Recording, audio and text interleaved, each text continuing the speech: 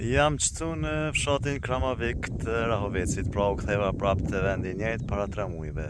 Këtu, dhe më thonë, në një hapsin dikun prej 100 hektarëve, 110 hektarëve, pra do të është planifiku të ndërtohet një park i madh solar prej dikun 100 megawattve. Për ilustrim 100 megawatt mjaftojnë për mi furnizu një 4 komuna. Edhe kur erdha këtu para 3 muajve, s'pat kur gjo.